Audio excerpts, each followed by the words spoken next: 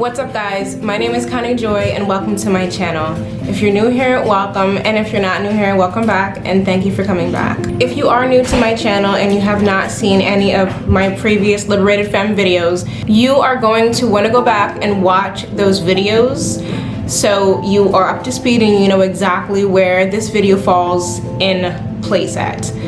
I have created a playlist for the Liberated Femme series, so if you go over to my playlist, you can find it and you can watch them in numerical order. If you are not subscribed to my YouTube channel yet, now is the time to do so, and make sure you hit the notification bell. That way each and every time I upload a Liberated Femme video, you can get a notification. Without further ado, let's get into this video. I'm not gonna lie, I'm very nervous because this is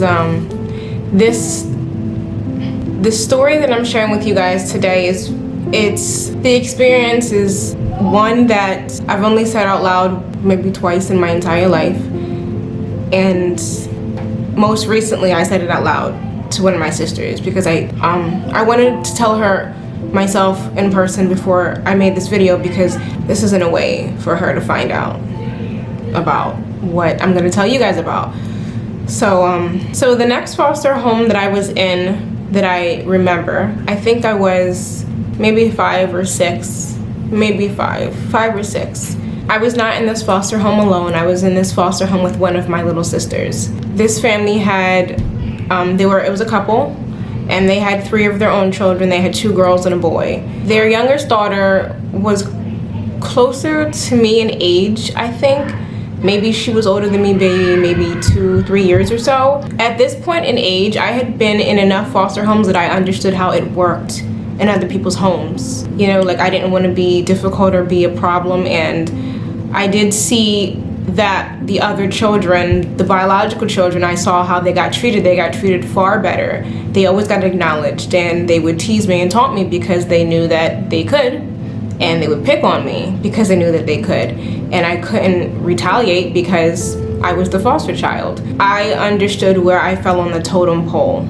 Even though I kept being rehomed, I still always gave the next home my best, hoping that it would be the home. Unfortunately, when all you know is sexual abuse, verbal abuse, physical abuse, when all you know is neglect, you're not really looking for a new form of abuse, a new form of neglect. You're satisfied with the abuse you're getting because it's stabilized at the same place. You don't know what the future holds with another home, so I know that I felt like I needed to be on my best behavior and give my all and everything, and I know I did. One day we were in the family room, and the family room was where I slept at. They had like this fold out couch. They had a couch bed, and that's what I slept on. And I remember I was laying on the couch bed, and their youngest daughter came to me and she told me to touch her, and I did, because I did what I was told to. She told me to perform oral sex on her, and I did. And then she performed oral sex on me, and her mom walked in and caught her, and she was calm. Her mom was calm. She was calm. And she said, "Who taught you this?" And I told her the truth. I was like, "She told me to do it." I knew immediately that I probably wasn't going to be believed. Normally, the foster kid is normally blamed for everything, and I was blamed for everything everywhere else I had ever been. So I was preparing myself for the punishment because I knew that I was going to be blamed, and no matter what, it doesn't matter what you walked in and saw, I'm going to be blamed for this. I'm positive I'm going to be blamed for this. We were going back and forth, and you know, finally, but she was just like, okay. That night at dinner, we were all at dinner except for their youngest daughter. She could be heard from the dinner table all the way upstairs screaming bloody murder because she was getting a beating from her father. To hear another child screaming to the top of their lungs when they're getting beat like that, it scares the living shit out of you. But to hear another child as a child get beat like that, it sends chills up your spine, it terrifies you. Especially when you're a child in the foster care system and you don't have anybody to protect you. but you. Fast forward, it was either a few days or a few weeks later, I was going to a picnic with Aldersgate. Aldersgate is the agency that I was adopted through. So since I wasn't adopted yet and I was just in foster care still, they had a lot of functions and we always went to them. And it was a way for me to be able to see my sisters too. So before I left for the picnic, I remember my foster mom in this foster home, she said to me, "You better not tell them that we're bad parents." And I'm sitting here thinking to myself, why would I think to say something like that? Then, I mean, I was very shy, I was very passive, very meek. I was an introvert, like I was just there. I was literally just there. I did not speak if I was not spoken to in any environment. So I would never think to say something like that. But for some strange reason, she kept on saying, "You better not tell them we're bad parents. You better not tell them we're bad parents. You better not tell them we're bad parents." And I'm just like, okay, all right, okay. So I went to the picnic. I remember this picnic and exactly what happened at the picnic. Like, I have vivid memories of that picnic, and I had been to so many different functions because they had them year round, and I never remembered any of the other ones. Even though I've seen pictures of myself at these ones, I never actually remembered being there. But I remember this picnic more than I remember this picnic perfectly. I saw my sisters at this picnic. That night when I got home, everything was fine. I went to bed, everything was fine. The next morning, my foster mom came to me and she said, "Did you tell them we were bad parents?" And I was like, "No." And I'm thinking to myself, why does she keep on saying that? Like, why does she keep, like, you know what I mean? Like, what is with this whole entire bad parents thing? Like, I was not one of those children that knew the system inside and out and knew what the parents could and couldn't do to me. All day long, she kept badgering me and asking me the same question over and over and over again. Did you tell them that we're bad parents? And it started to get to me because, you know, I was just a little girl and I felt like she wanted me to say, yes, I told them that you're bad parents, but it wasn't true. One thing about me is that I won't say something that I really don't believe to be true. Like I will not say, I'm not the kind of person who just says whatever to go with the flow, even though I always did. I was taken advantage of and I was manipulated. I wasn't going to lie and say a whole sentence that I never said before. And so I kept on telling the truth. So finally that night, she was giving me a bath and she asked me again, "Did you tell them that we're bad parents?" And I turned to her and I said, "Yes, but I'm only saying that because you want me to say it. You're making me say it." And she said, "I'm not making you say it." And I said, "You keep on asking me the same question you've been asking me literally all day. You want me to say that, but it's not the truth. I didn't say that." The next morning, I woke up to my foster father beating me with a belt. I've never forgotten that. I can't. As long as I have lived, I have never been able to forget that morning. I never had a beating in my life outside of that. None before it, none after it. And he was like at least a 200-pound man. And I was like a 50-pound child, maybe even 40 pounds. I was always very small. I tried to run as fast as I could. And he got me. I didn't stand a chance. He beat me with the belt. He grabbed me and he grabbed my pants off, my pajama pants off, and I ran through the house and he chased me, beating me with the belt. The pain is hard to describe in words. I just remember not being able to catch my breath. It would knock the wind out of me. He beat me so bad that I peed on myself. I was crying so hard I couldn't talk. I was so helpless.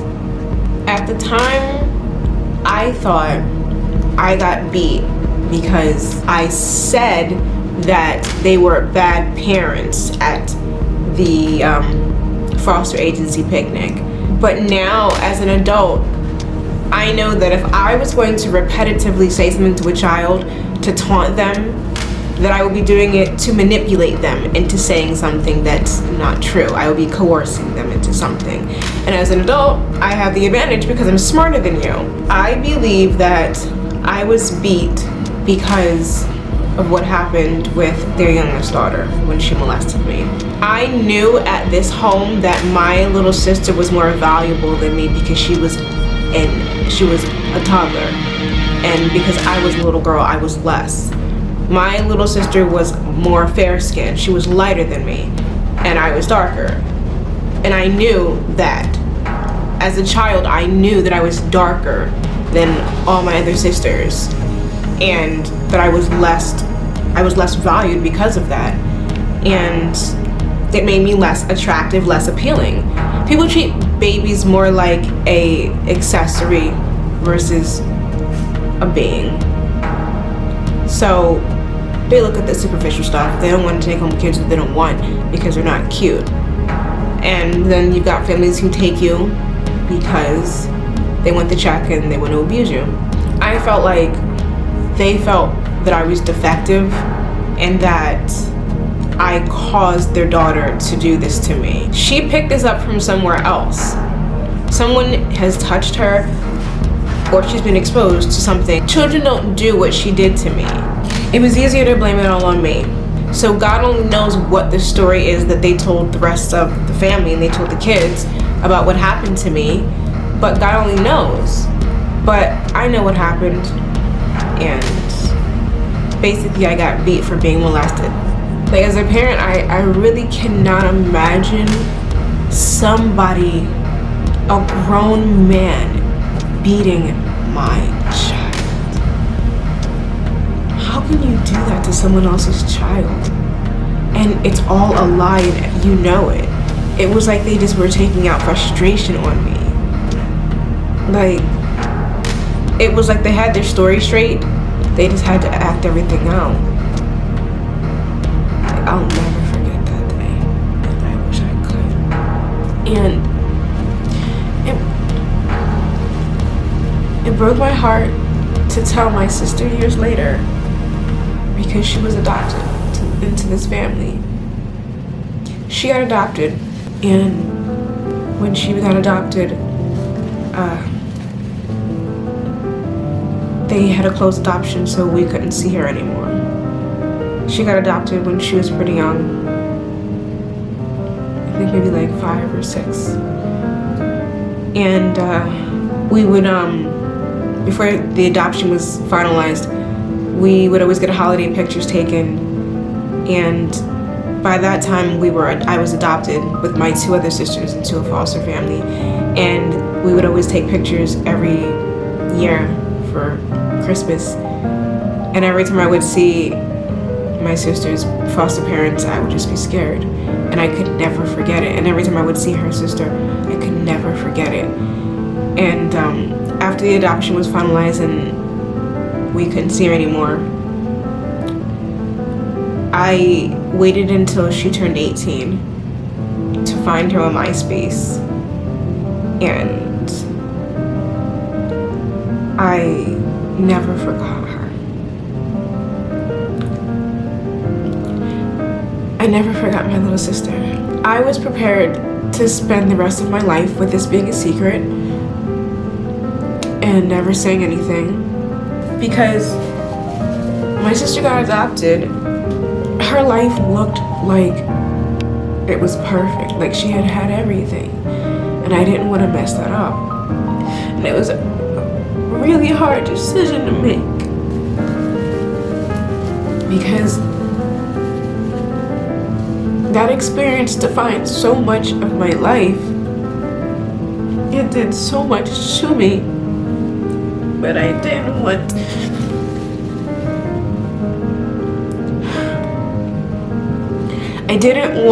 to interfere with my sister's life because she had moved on. I mean, she didn't move on, but years and years and years had gone by, and what happened when we were children. I just wanted to keep things simple. When I reconnected with my sister years later, when she was of age and I was legally allowed to contact her because she was 18, you know, I was never gonna tell her. I was never gonna tell her. But it hurt so much that there's a reason it's one of the memories that I can't forget.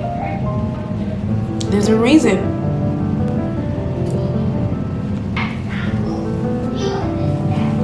It hurt me more to tell her than keeping it a secret.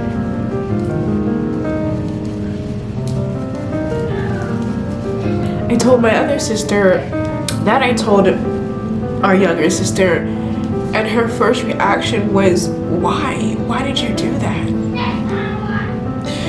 And all my sisters know that I'm doing this series. They all know. And I would be lying to myself if I didn't tell this part of my life. And I can't. It isn't fair that I have been programmed to feel guilty about talking about something that was done to me that wasn't my fault. And I still feel guilty, but I know that it's not my fault. But it's just years and years and years of being told that you're wrong when you're right. And I've always known that I wasn't wrong, but I've always been isolated and alienated when for doing the right thing. So I was really afraid to tell her because everybody's reaction has always been negative for me. It's like bad things just happen to you and there's nothing that you can do about it. I didn't want to lose a relationship that I worked really hard for, between me and my sister. But would it break my heart not to carry that burden? It's so heavy and it hurts. And I'm not gonna carry it anymore. I understand that, my foster sister who molested me at the time, I understand that she was a child and that I was a child and that something was probably going on in that house with her and someone else. Or in that family. So it's not like, I see, I was a child at the time and she was a child, and as an adult now I see from an adult perspective that was a child. And that's not how you handle, if you catch your child molesting another child, you don't try to beat it out of your child. You don't beat it out of the kids. That's not how it works. That taught me you really never tell. Like what happens at home, you never tell anybody anything. And because I wasn't really sure what I was actually getting beat for, I just figured I was getting beat because I supposedly said that they're bad parents. But because I knew as a child that wasn't through a reason, it didn't make sense to me. But I never thought I'm getting beat because, you probably think, I'm really getting beat because of what happened between me and your daughter. I went on thinking that everyone could beat me now. Like I didn't think if I do this, I'll get beat again by someone else, or I could get beat by someone else. I thought I could get beat, period. My sister that was in the foster family that, where the foster father beat me, she told me that I didn't have to worry about her not believing me, and that she believed me. And I cried when she said that because she was the first person that had ever said that to me in my entire life. And it was never a matter of whether or not what she's saying is true. It was not a question that I wasn't being sexually abused. It was well known, but it was ignored. It was widely ignored. It was normalized. It was a way of life. It was literally like you were here to provide a check and you were here for your body, and that is literally it. Stay out of the way. I felt, for the first time I felt in my life, I felt justified. I felt justified. I felt Like, I really couldn't believe it. I couldn't believe it. After I peed on myself, my foster mom walks in and she says, she looks at me and she looks at her husband and she says she has to go. And the next time that I saw my sister after that was for pictures. When my sister got adopted into her foster family, my older sister called them. We didn't know she was adopted yet. She called them because we would always call and talk to our sister. And the mother picked up and she said to my sister, if you ever call back again, we'll call the police. This grown woman said that to my sister, who was a child. My sister wasn't even a teenager at the time. So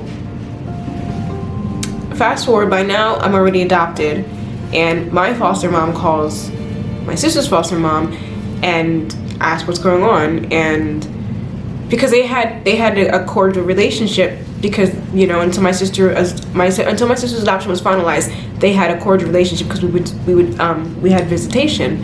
So my mom spoke with her, and then she came to us and said that we weren't allowed to see her anymore because she was adopted, and that they didn't want to confuse her. I always felt like it was my fault. Like, they took her because of me.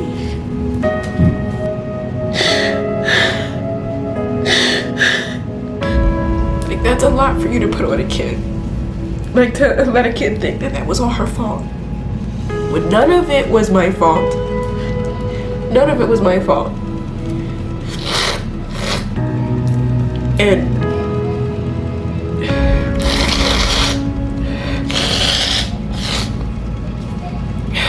sorry. I knew this one was gonna make me really cry. I knew it. But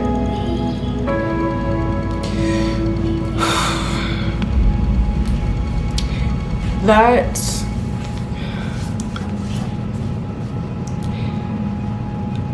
even when I left that place, I still strangely thought that I wasn't good enough for that place because they got rid of me. And because I was older, I had a more vivid memory of this experience and being at that home. Like, I remember several days there, several different occasions there. I remember this home was every morning. We would watch Beauty and the Beast, me and my little sister, and I fell in love with it. And I used to just love every bit of like the theatrical aspect of Disney movies, and I really got into that. And I remember this. It was our favorite movie. We watched it together every single day, and it was one of the things that I mentioned when I reached out to my sister when I looked for her. I mentioned that, and I mentioned so many different things that I remember because I was there, and she remembered me, and the rest is history. But I truly felt worthless when I left this house because I felt like I was ridiculed, I was punished for something, and I was beat. So I felt like, you know what I mean? Because ultimately, if you beat a child every single day for, let's say they sneeze and you beat them, they're going to eventually believe that sneezing is bad. Even though they know that it makes no sense and they can't control it, they're going to naturally believe sneezing is bad and it's a bad thing to do, and that I will be in big trouble for doing it. So because I was molested and I got beat for it, at that moment I knew that saying anything whatsoever in regards to being sexually abused was bad. It was reverse psychology, only that it was adults versus a child. I was abused and I was punished for it. And I believe that it was my fault for years. And I felt ashamed. And I felt like like I was the dirty one. Like I felt like I was the one who violated their daughter when she was the one who violated me. That was the way that I felt because of the way that I was being punished for even having existed in their house. But I know that that's not the truth. The truth is that something was wrong with their child, and their child violated me, and their father assaulted me. That's what it is. That's what it is. It's child abuse. That is the end of this Liberated Femme video. I hope talking about that story, that experience, helps somebody else open up and talk about their story. Because talking about this particular experience, it's so new to get off my chest. I don't really have too much, you know, positive to say as, you know, for a closing. I just know that it wasn't my fault, and I knew that, but I always had that child guilt in me, and it was just because I was manipulated. And I think it's sick that that two grown adults could manipulate a child. It was messed up. It was messed up because I stood no chance, and people are very messed up. Like I said, because this is so fresh and so new for me to actually be opening up about this particular story, and because of the impact of this story and the people that it's tied to, I'm just gonna need some time to decompress, because my life gets better. It takes a long time, but it gets better way in the future. So yeah, well, that's the end of that story. Thank you guys so much for watching. I'm sorry I started crying my eyes out, but I was trying really hard to hold it in. I knew it because I was so vulnerable, and I'll never forget how vulnerable I was. Like, so yes. Thank you guys so much for watching this video. I hope it inspires somebody and helps somebody. And just thank you so much for watching, and thank you for being patient with me with this story. If you're not subscribed to my YouTube channel yet, subscribe now. Don't forget to give this video a like, because every time you guys give it a like, it helps YouTube's algorithm get my videos out to other people. And share this video, because you don't know who it could help. Anyone that you know that's a survivor, send this to them. Anyone that you know is struggling to speak up about it, to talk about it, to heal from it, send this to them. You guys are not alone. There's a lot of us. You don't have to hide or be ashamed because of what somebody did to you. You are not alone. Each and every person that tells their story is a hero, because when you tell your story, you're sharing, and you're showing other people that may be survivors themselves that it's okay. It's okay to say what happened. It's okay. You are allowed to heal. You're entitled to that. Talking about it does not mean you're harboring on it. Does not mean you don't want to forget it. I would love to forget this stuff, but I can't.